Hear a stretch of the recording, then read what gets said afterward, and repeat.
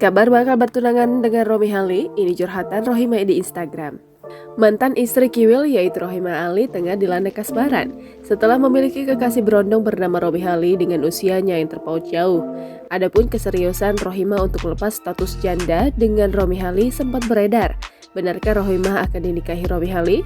Baru-baru postingan Rohimah bak curhat mengenai rencana bahagianya tersebut. Dilansir dari Instagramnya pada Selasa 23 November 2021, Rohimah mencurahkan isi hatinya terkait rencana pertunangan.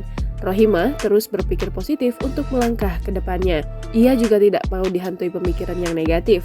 Setelah cerai dari Kiwil, Rohimah kini sedang berbahagia. Rohimah sudah mempunyai kekasih baru yakni Romi Hali. Bahkan nama Romi dan Rohimah menjadi semakin tenar sejak mereka menjadi sepasang kekasih. Sebagai wujud keseriusan, Rohimah memantapkan hati untuk memilih Romi sebagai tambatan hidup, dilansir dari YouTube Indosiar. Mereka bahkan akan melaksanakan pertunangan dalam waktu dekat. Rohimah meminta doa pada publik agar pertunangannya dengan Romi dilancarkan. Jangan lupa subscribe, share, komen, dan like ya.